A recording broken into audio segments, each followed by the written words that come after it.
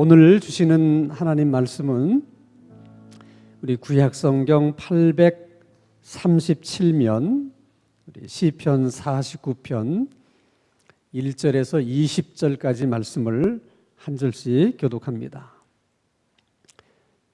구약성경 837면 시편 49편 1절입니다. 뭇 백성들아 이를 들으라. 세상의 거민들아 모두 귀를 기울이라. 내 입은 지혜를 말하겠고 내 마음은 명철을 작은 소리로 읊조리리로다.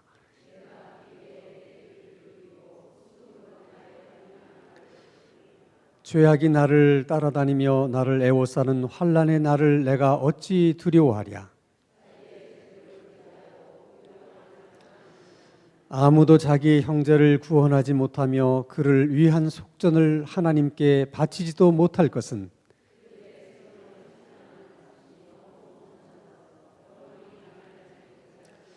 그가 영원히 살아서 죽음을 보지 않을 것인가?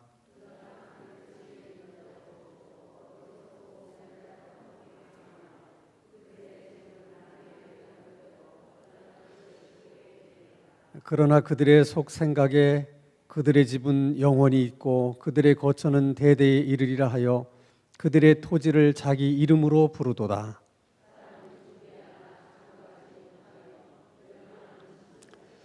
이것이 바로 어리석은 자들의 길이며 그들의 말을 기뻐하는 자들의 종말이로다.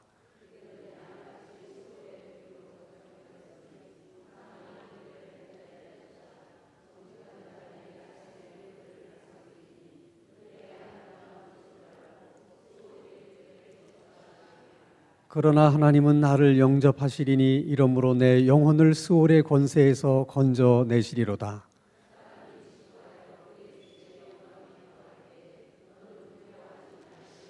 그가 죽음에 가져가는 것이 없고 그의 영광이 그를 따라 내려가지 못함이로다.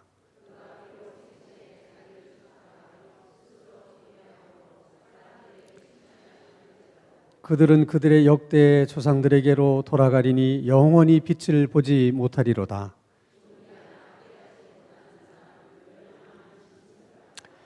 아멘. 이 시편 49편은 특별히 평소에 별 생각 없이 그냥 사는 사람들, 한 번도 인생이 무엇인지를 진지하게 물어보지 못한 그런 사람들에게 하시는 말씀입니다. 생각 없이 인생을 살아가는 사람들은 다 나와서 이 말씀을 들으라.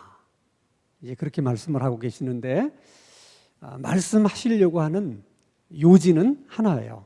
12절과 20절에 나와 있는데 오늘 본문 12절 말씀을 한번 보겠습니다. 같이 읽겠습니다. 시작. 사람은 존귀하나 장구하지 못하며 멸망하는 짐승 같도다. 20절입니다. 시작. 존귀하나 깨닫지 못하는 사람은 멸망하는 짐승 같도다. 인간이 짐승보다 뭐가 더 나으냐? 여러 가지로 설명할 수 있겠습니다만은 인간에게는 생각할 수 있는 이성이 있다는 거예요. 사람만이 생각할 수 있고 깨달을 수 있기 때문에 인간이 짐승보다 존귀하게 살려고 하면 늘 생각하고 살아야 되고 또 깨달음 속에서 살아야 된다는 거예요. 근데 인간이 생각 없이 살면 결국은 짐승처럼 살게 되고 어쩌면 인간에게는 죄성이 있기 때문에 짐승보다도 못한 삶을 살 수도 있다는 거예요. 예를 들면 여러분, 짐승은 자기 몸에 나쁜 것은 절대로 안 먹습니다. 쥐는 쥐약인 줄 알면 안 먹어요. 근데 사람은 자기 몸에 해로운 줄 알면서도 어떻게 해요? 먹어요. 그러니까 생각 없이 살면 사실 짐승보다도 못할 수 있다는 거예요. 우리가 늘 생각하면서 사는 삶의 습관을 갖는 게 중요해요. 뭘 생각하며 살아야 되는가? 오늘 본문에는 특별히 두 가지를 얘기하는데 하나는 죽음에 대해서 늘 생각하며 살라는 거예요. 자, 여러분, 사람은 누구나 한번 이 세상에 오면 언젠가 한 번은 이 세상을 떠나야 된다는 것을 모르는 사람이 있어요, 없어요? 없습니다. 다 압니다. 이 세상에 올 때는 순서가 있지만 또 이 세상을 떠날 때는 순서가 없다는 것도 알아요, 몰라요? 다 알아요. 우리가 그렇게 알면, 그렇기 때문에 그러면 내가 인생을 어떻게 살아야 되는가 하고 생각하며 살아야 되는데, 알긴 아는데 생각이 없는 거예요. 우리가 1년에도 몇 번이나 장례식장을 가게 됩니까? 참 많은 장례식을 우리가 참석을 하게 됩니다. 여러분, 장례식장에 가서 뭘 생각하십니까? 돌아가신 분이 참 안 됐다. 살아남은 사람들은 어떻게 사나? 우리는 남 걱정을 해요. 그런 것을 보면서 이분이 가신 걸 보니까 나도 곧 가겠구나. 나에게 남은 시간은 얼마나 될까? 사실 이런 것들을 생각해야 되거든요. 내가 세상을 떠났을 때는 내 장례식장에서 우리 친구, 친척, 우리 성도들은 나의 어떤 면을 기억할까? 그들은 나에 대해서 장례식장에서 뭐라고 말을 할까? 이런 것들을 좀 생각할 필요가 있지 않겠어요? 장례식은 여러 번 참석하는데 우리는 생각을 안 하는 거예요. 우리가 핸드폰을 가지고 다니다가 어떤 때 보면은 핸드폰 배터리가 거의 다 된 것을 발견할 때가 있어요. 이거 다 됐는데 아직 집에 들어가려면 몇 시간이나 남았는데 이게 배터리가 도중에 이거 방전이 되면 어떡하나. 그렇게 되면 사람들은 다 무슨 생각을 해요? 배터리가 얼마 안 남았으니까 아껴 써야 되잖아요. 그래서 중요한 전화가 올 때 받기 위해서 다른 거 안 하고, 혹시 어디인가 중요한 문자를 보낼 때가 있으면 문자를 보내야 되기 때문에 다른 거 안 하고, 이렇게 아껴서 쓴다고요. 그게 다 생각하는 거잖아요. 배터리도 얼마 안 남았는데 괜히 인터넷 한다고 들어가다가 그냥 다 날아가면 정말 중요한 전화도 못 받게 되잖아요. 그런 것처럼 우리도 인생을 살면서 적어도 우리가 이렇게 나이가 들어가면 들어갈수록 젊은 사람들하고 똑같이 살 수가 없잖아요. 왜냐하면 우리의 남은 시간들이 젊은 사람들에 비해서는 우리가 많이 없잖아요. 그러니까 생각하는 거예요. 이제 내가 남은 시간이 얼마 안 되는데 이 남은 시간을 어떻게 하면 내가 요긴하게 알차게 내가 쓸 수가 있을까?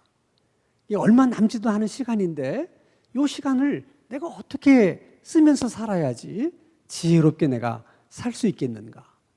이런 것들을 좀 생각해야 되잖아요. 시간이 얼마 남지 않은 사람들은 그저 인생을 늘 감사하며 살아야 되고 사랑하면서 살아야 돼요. 자꾸 미워하고 분노하고 이렇게 살다 보면 우리가 용서를 구할 시간이 없는 거예요. 젊은 사람들은 삐졌다가도 마음의 원한을 품었다가도 또 뉘우치고 깨닫고 또 용서를 빌기도 하고 용서를 해주기도 하고 그런 시간적인 좀 여유가 있지만 우리들은 그런 시간적인 여유가 없잖아요. 그러니까 할 수 있으면 나이가 들면 들수록 미워하면서 살면 안 돼요. 그냥 감사하고 그냥 사랑하고 할 수 있으면 이해하려고 하고 이제 그렇게 사는 게 지혜예요. 그런 것도 늘 생각하며 살아야 되는 거예요. 근데 우리는 알기는 알지만은 너무나 쉽게 잊어버려요. 장례식장에 갔을 때는 그렇구나. 집에 돌아오면 또 까맣게 다 잊어버려요. 그래서 이 아는 것만 가지고는 충분하지 않아요. 그래서 오늘 성경에 보면 깨달으라 이렇게 말씀을 합니다. 이 깨닫는다는 것은 더 깊이 아는 걸 말하는 거예요. 우리의 머리로만 아는 것이 아니라 우리의 몸으로 아는 것을 깨닫는다. 그렇게 얘기를 합니다. 예전에 이주일 씨가 담배를 너무 많이 펴서 폐암에 걸려가지고 식도 쪽에 구멍을 내서 이렇게 호흡을 하셨어요. 너무 고통스러운 거야.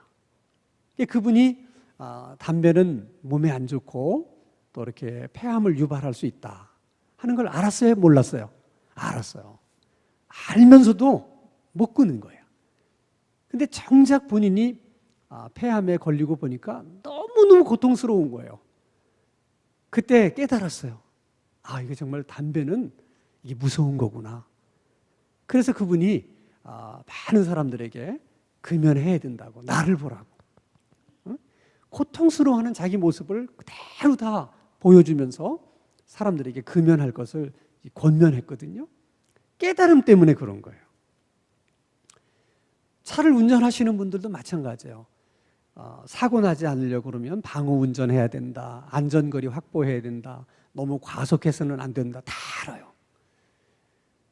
그렇지만 막상 안전거리를 유리하지 못해서 사고가 나거나 또는 과속했다가 사고를 한번 당해본 사람들은 그걸 몸으로 경험했기 때문에 그런 사람들은 차의 속도를 막 내려고 그러면 벌써 몸에서 두려운 놈이 확 와요. 몸이 알아, 몸이. 과속하지 말아라. 깨닫게 되면 그러는 거예요. 깨닫게 되면. 근데 그런 깨달음이 없기 때문에 피상적으로 머리로는 알지만 생각을 못하는 거예요. 여러분 그 노벨상을 이제 시작하게 된 그런 계기를 만들어준 사람이 노벨이라는 사람이라는 걸 여러분 잘 아시잖아요. 그분이 다이너마이트를 발명을 해가지고 엄청난 돈을 벌었어요. 근데 그가 만든 다이너마이트는 무슨 산업 현장에서 그렇게 좀 요긴하게 쓰여진 것만이 아니라 전쟁에서 주로 많이 사용이 됐어요. 너무나 많은 사람들을 그 다이너마이트 때문에 희생을 당한 거예요. 죽기도 하고 부상도 당하고. 그렇지만 어쨌든 그 바람에 다이너마이트가 많이 팔려나가서 전쟁이 일어나면 일어날수록 노벨은 돈을 많이 벌었어요. 근데 어느 날 똑같은 이름, 동명이인의 노벨이 죽었는데 신문 기자가 이 다이너마이트를 발명한 그 노벨이 죽은 줄 알고 신문 기사를 썼어요. 그러니까 예를 들면 뭐 세상을 파괴한 사람, 뭐 이렇게 하여간 참 안 좋게 기사를 쓴 거예요. 물론 오보였어요. 해프닝으로 끝났는데 노벨이 그거를 봤어요. 보는 순간 깨달음이 온 거예요. 내가 정말 죽었을 때 세상 사람들은 나를 이렇게 기억을 하겠구나. 세상 사람들은 나를 이런 사람이라고 생각하겠구나 하는 것에 큰 깨달음을 갖게 됐어요. 그래서 자기의 전 재산을 기탁을 했어요. 그래서 앞으로 이 돈을 가지고 정말 인류 문명에 이바지하고 도움이 될 만한 그런 사람들을 위해서 써라. 그래서 그 유지대로 노벨상이라고 하는 것을 만들어서 지금까지 그걸 하고 있는 거예요. 한 번의 깨달음이 인생을 이렇게 달라지게 만들고 사람을 이렇게 바꾸게 만드는 거예요. 깨달음이라는 것이 그렇게 중요한 거예요.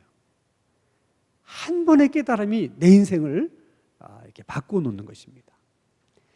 우리가 죽음에 대해서도 늘 생각하고 살아야 되지만 오늘 본문 말씀에 보면 또 재물에 대해서도 늘 생각하며 살라는 거예요. 자, 재물에 대해서도 우리가 다 알고 있는 게 있어요. 뭐 사람이 죽을 때 입는 수의에는 주머니가 없다. 왜 주머니가 없을까요?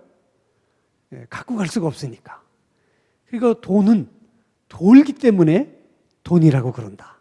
이거 다 알아요. 알면서도 그걸 알면 그러면 우리가 어떻게 살아야 되는가? 돈을 어떻게 내가 벌고 어떻게 쓰며 살아야 되나? 이런 걸 생각해야 되는데 전혀 생각을 안 해요. 생각을 안 할 뿐만 아니라 많은 사람들은 돈에 대한 잘못된 생각을 갖고 살아요. 돈만 있으면 뭐든지 할 수 있다. 그리고 돈을 영원히 자기 것으로 그렇게 만들 수 있는 것처럼 사람들이 그렇게 착각하고 산다는 거예요. 그래서 오늘 성경에 보면 돈에 대해서 큰 가르침을 두 가지를 주고 있어요. 하나는 7절과 8절입니다. 같이 한번 읽겠습니다. 시작. 아무도 자기의 형제를 구원하지 못하며 그를 위한 속전을 하나님께 바치지도 못할 것은 그들의 생명을 속량하는 값이 너무나 엄청나서 영원히 마련하지 못할 것입니다. 한마디로 말해서 돈 가지고 다 뭐든지 할 수 있는 것처럼 생각하지만 그렇지 않다. 그 돈을 가지고 구원을 살 수 있다 없다? 없다는 거예요. 그 속전의 그 가치라고 하는 거, 가격이라고 하는 것은 너무나 엄청난 거기 때문에 내가 아무리 돈이 많아도 그 돈을 다 털어서 살려고 해도 구원을 살 수가 없다는 거예요. 또 하나는 그 돈이 영원히 내 것이 아니라는 거예요. 10절과 11절 보겠습니다. 시작. 그러나 그는 지혜 있는 자도 죽고 어리석고 무지한 자도 함께 망하며 그들의 재물은 남에게 남겨두고 떠나는 것을 보게 되리로다. 11절.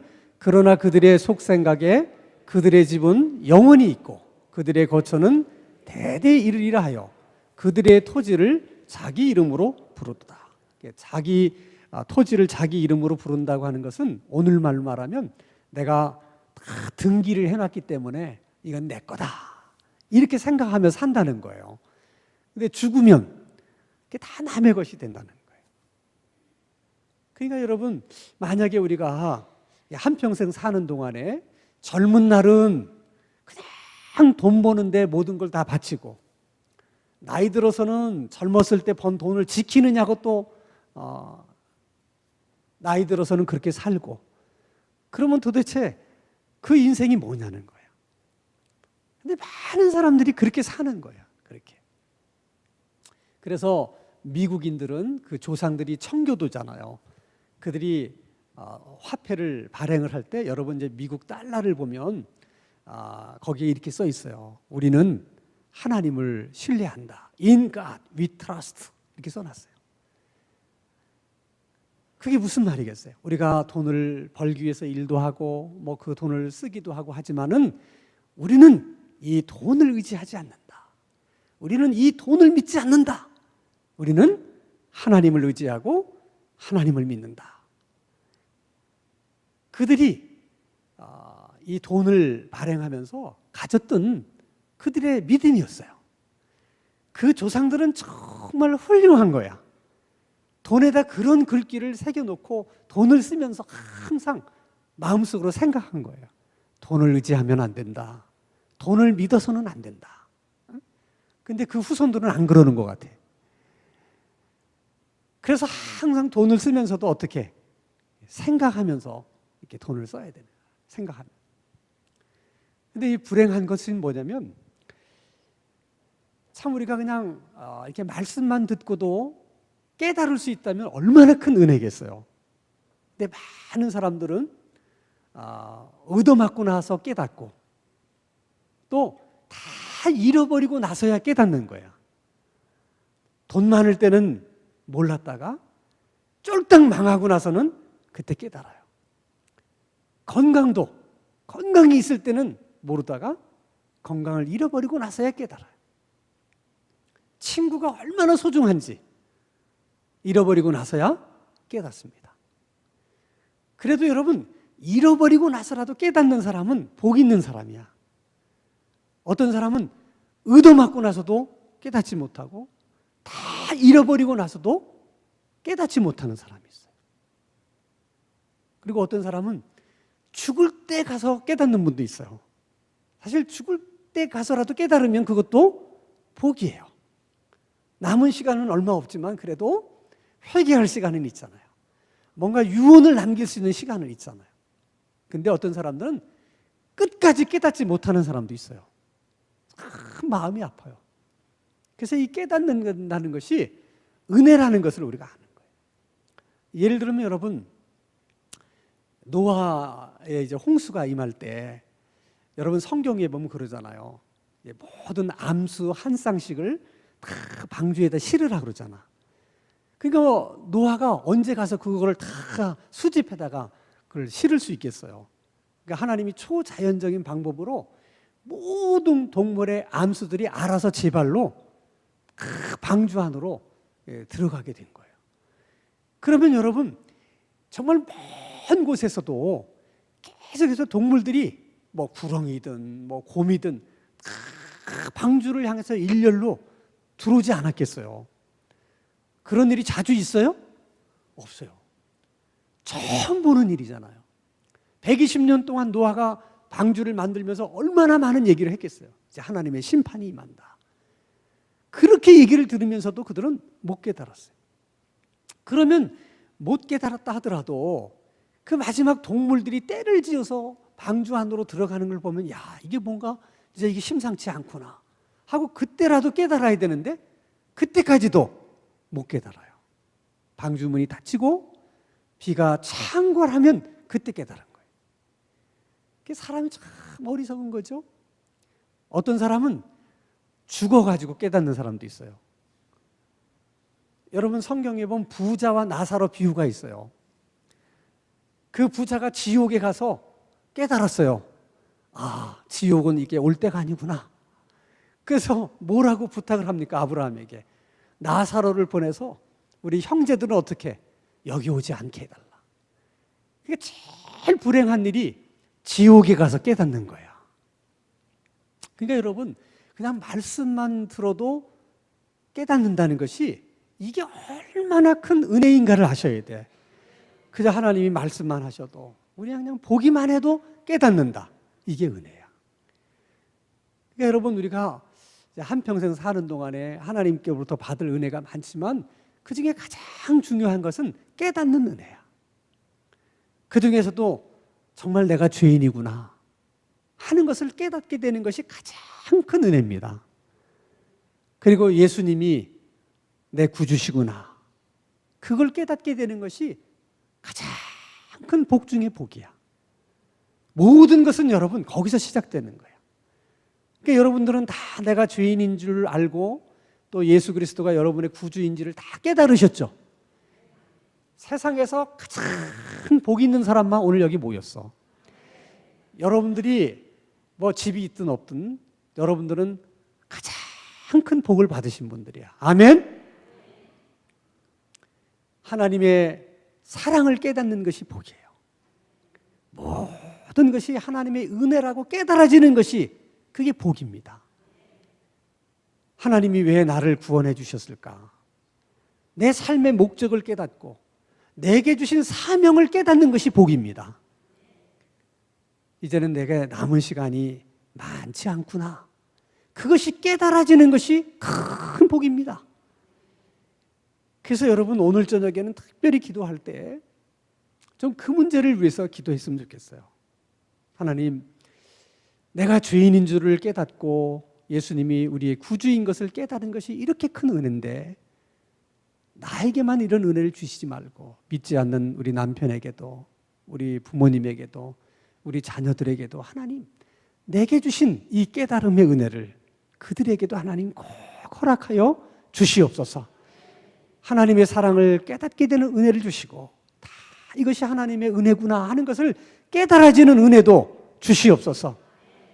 이 땅에 사는 동안 내가 뭘 해야 되는지, 내 사명이 뭔지, 주님이 나를 부르시고 구원하신 목적이 무엇인지도 깨달을 수 있게 해주시고 특별히 나에게 남겨진 시간이 얼마나 되는지를 내가 몸으로 느낄 수 있는 깨닫게 되는 그런 은혜도 하나님 허락해 주시옵소서. 오늘 저녁 우리가 간절히 기도할 때 그런 깨닫게 되는 은혜를 하나님이 우리 가운데 또 우리 자녀들 가운데 허락해 주시기를 주님의 이름으로 축원합니다.